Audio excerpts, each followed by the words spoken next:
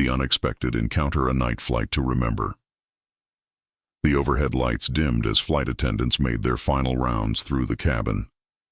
Nina Brooks shifted uncomfortably in seat 23B, trying to find a position that wouldn't wake the fussy baby in her arms. 7-month-old Emma had been crying on and off for the past hour, and Nina could feel the hostile stares from every direction. Her face burned with embarrassment as another passenger let out an annoyed sigh. Nina whispered soft reassurances to Emma, rocking her gently while fighting back her own tears. The last 48 hours had been brutal. 2 back-to-back shifts at the diner, barely 3 hours of sleep, and now this nightmare flight from Seattle to Boston. She couldn't afford this trip, couldn't afford to miss work, but her sister Victoria was getting married, and despite their complicated relationship, Nina refused to miss it. At 24, Nina felt decades older. Her honey-brown hair was pulled into a messy bun. Dark circles shadowed her hazel eyes, and her clothes were clean but worn. Every dollar went to keeping Emma fed and housed in their tiny apartment above a laundromat. Emma's father had vanished the day Nina told him about the pregnancy, leaving her to navigate motherhood completely alone. "Ma'am, you really need to quiet your baby," the flight attendant said, her tone professional but firm. "Other passengers are trying to rest." "I'm doing my best," Nina replied, her voice cracking. She's not usually like this. I think the pressure changes are hurting her ears. The flight attendant's expression softened slightly, but she moved on without offering any solutions. Nina felt the weight of failure pressing down on her chest. She was failing as a mother, failing at life, and now she was ruining everyone's. Flight 2. Just as Nina was about to retreat to the bathroom in hopes of muffling Emma's cries, a deep voice spoke from beside her. "Would you mind if I tried something?" Nina looked up to find a man in the aisle seat studying her with kind gray eyes. He appeared to be in his early 30s, wearing an expensive charcoal suit that looked out of place in economy class. His dark hair was neatly styled, and everything about him suggested success and confidence. Yet his expression held only genuine concern. No judgment. "I what?" Nina stammered, confused. "I have some experience with babies," he explained with a warm smile. "My nieces and nephews have taught me a few tricks. Sometimes a change of arms helps." "May I?" Nina hesitated. Stranger danger warnings flashed through her mind, but desperation won out. She was too exhausted to refuse help, even from someone she didn't know. "Okay," she whispered, carefully transferring Emma into his waiting arms. The transformation was immediate and almost magical. Emma's wails softened to whimpers, then to quiet sniffles. The man cradled her against his broad shoulder, his large hand moving in slow, soothing circles on her tiny back. He hummed a gentle melody that seemed to wrap around Emma like a lullaby. Within 2 minutes, Emma was completely calm, her little fists clutching the man's expensive suit jacket. "How did you do that?" Nina breathed, amazed and slightly hurt that her daughter responded so well to a stranger. "Sometimes babies just need a different rhythm," he said softly, still swaying gently. "And honestly, she was probably picking up on your stress. When you're exhausted and anxious, babies feel it. Now that she's calm, maybe you can rest too." Nina felt tears prick her eyes at his kindness. "Thank you. I'm Nina, and this is Emma." "Daniel," he replied, his smile reaching his eyes. "Daniel." "Hayes. And it's truly my pleasure." Around them, the cabin had settled into peaceful quiet. Passengers who had been glaring minutes before now watched with approval. One elderly woman even gave Nina an encouraging nod. "You're not sitting in economy by choice, are you?" Nina asked, noticing the quality of his watch and cufflinks. Daniel chuckled. "Is it that obvious?" "Your suit probably costs more than my monthly rent," Nina said, then immediately regretted her honesty. "Sorry, that was rude." "Not rude, just observant," Daniel replied easily. "And you're right, but I prefer economy sometimes. First class can feel isolated. You meet more interesting people back here." As Emma drifted toward sleep, Nina found herself relaxing for the first time in days. There was something reassuring about Daniel's presence, something that made her feel safe despite barely knowing him. "So, what brings you to Boston?" Daniel asked, keeping his voice low to avoid disturbing Emma. Nina sighed. "My sister's wedding. We haven't spoken much in the past 2 years, not since I got pregnant. She thought I was ruining my life." "And what? Do you think?" The question caught Nina off guard. Most people assumed her life was a tragedy, but Daniel asked as if her opinion mattered most. "I think Emma is the best thing that ever happened to me," Nina said firmly. "Even if everything else is falling apart, she makes it worthwhile." "Everything else?" Daniel prompted gently. The words tumbled out before Nina could stop them.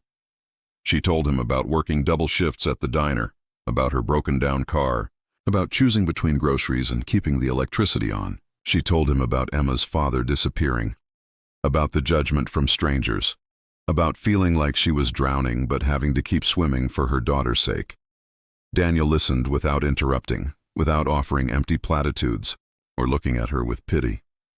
He just listened, and somehow that made all the difference. "You're incredibly strong," he said when she finished. "Raising a child alone while working that hard takes courage most people never have to find." "I don't feel strong," Nina admitted. "Most days I feel like I'm one crisis away from completely falling apart." "Strength isn't about never struggling," Daniel said thoughtfully. "It's about continuing despite the struggle. And you continue every single day for her." Nina looked at Emma, now sleeping peacefully against Daniel's shoulder, and felt something shift in her chest. For the first time in months, she didn't feel quite so alone. "What about you?" she asked, wanting to deflect attention from her problems. "What do you do?" "I work in business," Daniel said vaguely. "Specifically, I run a foundation that helps families in difficult situations." "That must be rewarding work." "It is," Daniel agreed. "Though sometimes I wonder if we're doing enough. There are so many people who need help and never receive it." They talked for another hour, their conversation flowing naturally, despite their different worlds.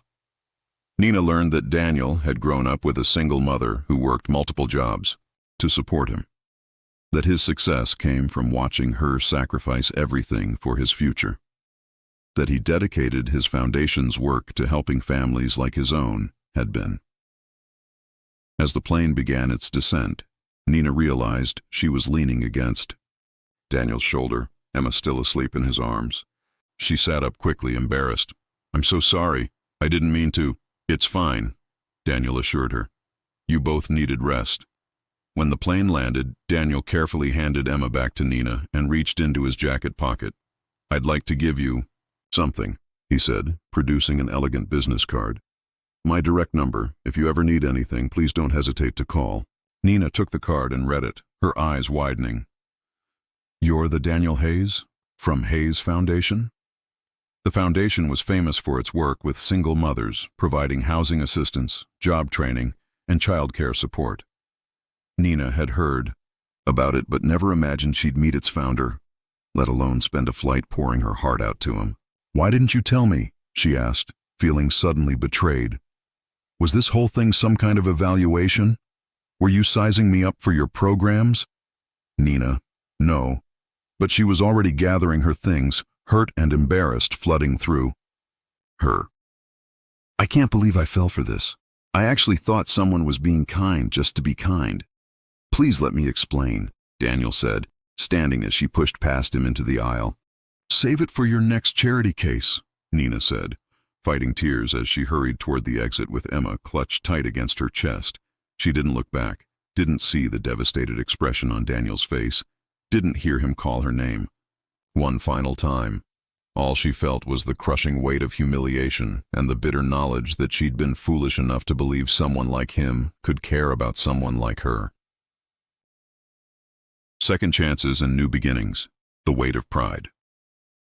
The budget motel room smelled of stale cigarette smoke and cleaning chemicals that didn't quite mask the underlying mustiness. Nina sat on the sagging mattress, staring at Daniel's business card while Emma napped in the portable crib she'd borrowed from a neighbor.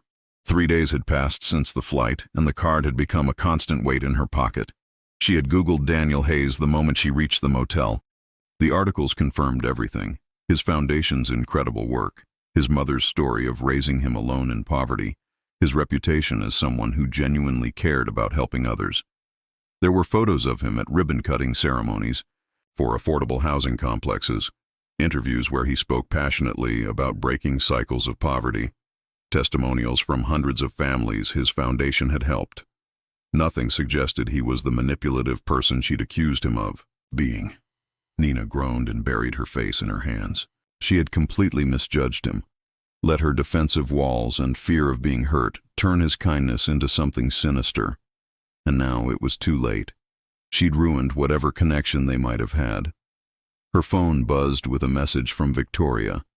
"Tomorrow's the rehearsal dinner at 6. The wedding's at 2 on Saturday. You're still coming, right?" Nina's fingers hovered over the keyboard. She typed and deleted 3 different responses before settling on a simple, "Yes, I'll be there." The truth was, she wasn't sure why she was staying. The motel was eating through the last of her emergency fund. She'd already missed 3 shifts at the diner, which meant her next paycheck would be impossibly small. And Victoria had made it clear 2 years ago exactly what she thought of Nina's life choices. But somewhere deep down, Nina hoped that maybe, just maybe, she could repair at least one broken relationship in her life, even if she destroyed her chance with Daniel. An unexpected visitor. The knock on the door came just after noon. Nina peered through the peephole and nearly fell backward in shock. Victoria stood in the hallway looking elegant in a cream cashmere coat and designer boots that probably cost more than Nina made in a month. Nina opened the door slowly. "Victoria? What are you doing here?" Her sister stepped inside, her eyes sweeping over the dingy room with barely concealed dismay, before softening as they landed on Emma sleeping peacefully in her crib. "We need to talk," Victoria said, her voice gentler than Nina had heard it in years. "Before the wedding, before everything." "If you're here to uninvite me, I'm here to apologize," Victoria interrupted, and Nina's words died in her throat. "May I sit?" Nina gestured to the room's single chair, and Victoria sat carefully, as if afraid the furniture might collapse. Beneath her, 2 years ago, when you told me you were pregnant," Victoria began, her voice trembling slightly, "I said terrible things. I called you irresponsible, told you that you were throwing your life away, said you were being selfish.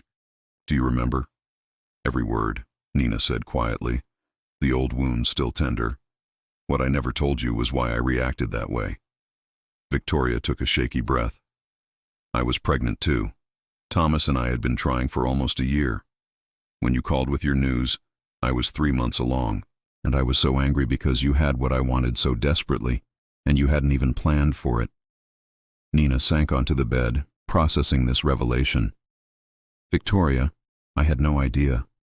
I lost the baby 2 weeks after our fight," Victoria continued, tears streaming down her carefully made-up face. "And instead of calling you, instead of apologizing and reaching out for support, I buried myself in work and wedding planning. I spent 2 years being angry at you for having what I couldn't keep." The sisters sat in heavy silence for a moment. Then Nina crossed the small room and wrapped her arms around Victoria, both of them crying for different reasons, for lost time, lost babies, and the sister bond they'd nearly destroyed. "I'm so sorry," Nina whispered. "I wish I'd known. I would have been there for you." "That's not even why I came today," Victoria said, pulling back and wiping her eyes. "Yesterday, I got a phone call that changed everything." Nina's heart skipped. "A phone call?" "From Daniel Hayes." The truth revealed Nina's hands went cold. "What? Why would he call you?" "He's been trying to reach you for 3 days, Victoria explained. "When you wouldn't answer his calls, he somehow found out I was your sister and contacted me. We met for coffee yesterday." "You met with him?" Nina asked, her voice barely audible. Victoria nodded, pulling out her phone. "Nina, he explained everything, and I think you need to hear what he told me." For the next 20 minutes, Victoria recounted her conversation with Daniel, how he'd been devastated by Nina's reaction at the airport, how he'd explained that yes, he did sometimes fly economy to stay connected with the people his foundation served, but that helping Nina hadn't been calculated or strategic. How he'd given her his card not as a recruitment tool, but because he wanted to see her again. "He talked about you for an hour," Victoria said softly. "About how brave you are, how you love Emma with everything you have, how you made him remember why he started his foundation in the first place." "Nina, he wasn't talking like a CEO discussing a potential program participant. He was talking like a man who'd found something precious and lost it." Nina felt her carefully constructed defenses crumbling. "But we only knew each other for a few hours." "Sometimes that's all it takes," Victoria replied. "Thomas and I knew on our second date that we'd get married. When you meet the right person, time doesn't matter the same way." Nina thought about those hours on the plane, how natural the conversation had felt, how safe she'd felt with Daniel holding Emma, how he'd listened without judgment, how his eyes had shown genuine care, not pity. "Even if that's all true," Nina said weakly, "we're from completely different worlds. He's a billionaire philanthropist, and I'm a single mom who can barely afford this terrible motel room." Victoria smiled sadly. "That's what I said to him. Do you know what he told me? He said his mother cleaned office buildings at night and worked in a factory during the day, that he grew up sharing a one-bedroom apartment with her and his two siblings, that he wore second-hand clothes and sometimes went to school hungry because there wasn't enough food." She pulled up an article on her phone and handed it to Nina. "Read this." The article was from 5 years ago, titled "From Poverty to Philanthropy, Daniel Hayes' Journey." Nina read about Daniel's childhood in Detroit, his mother Maria working 3 jobs to keep them housed, how he'd gotten a scholarship to college but worked nights to send money home, how his mother had died of a heart attack from exhaustion just before he sold his first company. "His foundation exists because of her," Victoria said. "Because he lived your life, Nina. He understands your struggles because they were his struggles. That's not someone looking down at you from privilege. That's someone who sees you as an equal because he knows exactly what you're going through." Nina's hands trembled as she lowered the phone. "Where is he now?" "At the Fairmont Hotel." "Where?" "My reception is tomorrow night." Victoria paused. "I invited him to the wedding." "You what?" "After hearing his story, after seeing how desperate he was to find you and make things right, I thought maybe this was meant to be. Maybe you two were supposed to meet, and maybe I was supposed to help fix what got broken between you." Taking the leap the next evening, Nina stood outside the Fairmont's grand ballroom, her heart pounding so hard she could barely breathe. Victoria had loaned her a beautiful dress, a soft rose gold gown that made Nina feel like someone who belonged in such an elegant place. Emma was upstairs with the hotel's professional childcare service, finally sleeping soundly. Through the ornate glass doors, Nina could see the reception in full swing. Victoria looked radiant in her wedding gown, dancing with Thomas while guests celebrated around them. And there, at a table near the tall windows, sat Daniel in a perfectly tailored black tuxedo. He was watching the door. Their eyes met through the glass, and Nina saw her own fear and hope reflected in his expression. Daniel stood immediately, never breaking eye contact as he walked toward the door. When he reached her, he stopped just close enough that she could see the vulnerability in his gray eyes. "I was afraid you wouldn't come," he said softly. "I was afraid too," Nina admitted. "But someone recently reminded me that being brave means doing the right thing even when you're terrified." "Nina, I should have been completely honest with you from the beginning," Daniel said, his words tumbling out quickly as if he'd been rehearsing them. "Not just about my work, but about how I felt. The moment Emma fell asleep in my arms, and you trusted me enough to rest against my shoulder, I knew my life would never be the same." "Daniel, please, let me finish," he said gently. "I don't want to help you because you need help. I want to build a life with you because you're the strongest, most genuine person I've ever met. I want to be there for Emma, not because she needs a father, but because I already love her as if she were my own daughter. And I want to spend every day showing you that you and Emma are the most important people in my world." Tears streamed down Nina's cheeks. "I'm sorry I didn't trust you. I'm sorry I ran away instead of listening. I've been hurt so many times that I forgot how to recognize real kindness when I saw it." Daniel stepped closer, gently wiping away her tears. You never have to apologize for protecting yourself and your daughter. But I promise you, Nina, you'll never have to protect yourself from me. I will spend the rest of my life proving that you can trust me. I love you, Nina whispered, the words feeling both terrifying and absolutely right. I think I started falling for you the moment you took Emma in your arms. You made us both feel safe for the first time in so long. Daniel smiled, his eyes bright with unshed tears. I love you too. Both of you. I have from that very first moment. He leaned down slowly, giving her time to pull away if she wanted. But Nina didn't want to pull away. She wanted this, wanted him, wanted the family and love and safety he was offering. When his lips met hers, it felt like coming home after a long, exhausting journey. The kiss was gentle and sweet, full of promise and new beginnings. When they finally pulled apart, Daniel rested his forehead against hers. So, he said with a soft laugh, would you like to dance? I believe this is where our real story begins. Nina took his hand, feeling the last of her walls finally crumble. Yes, yes to everything. A new beginning as. They walked into the ballroom together. Victoria caught Nina's eye and smiled brilliantly, giving her a thumbs up. Other guests watched with curiosity and approval as Daniel led Nina onto the dance floor. I have a confession, Daniel said as they swayed to the music. I've already set up a trust fund for Emma's education. Nina pulled back to look at him. Daniel, before you protest, he said quickly, I did it before we even landed in Boston. Not because I think you can't provide for her, but because every child deserves opportunities. And because I meant what I said. I already love her. Nina felt fresh tears threatening. I don't know what to say. Say you'll let me be part of your lives. Say you'll move to Boston so we can be together. Say you'll let me love both of you the way you deserve to be loved. What about my job? My apartment? I have connections at several excellent restaurants. If you want to keep working, Daniel said, or if you want to go back to school, we can arrange that too. And as for housing, he paused, looking slightly nervous. I have a house in Cambridge. It's too big for just me. It needs a family. It needs you and Emma. Nina laughed through her tears. You're asking us to move in with you? Eventually, yes. But we can take things at whatever pace feels right. We could start with dinner dates. Maybe some weekend visits so Emma gets comfortable. Whatever you need to feel secure. Looking up at him, Nina realized that for the first time in her life, she didn't feel like she was drowning. She felt like she was finally being lifted up by someone strong enough to help her carry the weight. Okay, she whispered. Yes to dinner dates. Yes to taking things slow. Yes to building something real together. Daniel's smile could have lit up the entire ballroom.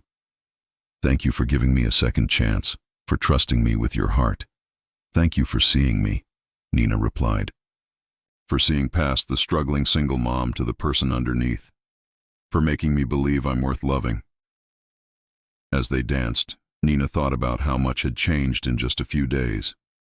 A chance encounter on a plane, a moment of kindness with a crying baby and the courage to trust again had led her here, to a man who understood her struggles because he'd lived them, who loved her daughter as his own, and who wanted to build a future together. Upstairs, Emma slept peacefully, dreaming, perhaps of the family that awaited her, a mother who would never stop fighting for her.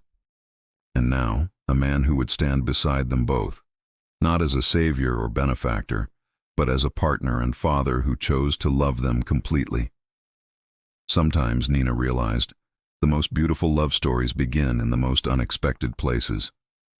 And sometimes, falling asleep on a stranger's shoulder is exactly what you need to wake up to a better life. From strangers in the sky to soulmates on the dance floor, Nina finally found what she never dared to dream of. Not a fairy tale, but a real love that chose her and her little girl completely. Nina's story reminds us that real love doesn't rescue you, it walks beside you. If this story made you smile or tear up, please like, comment, and subscribe. Your support helps us share more stories that touch the soul.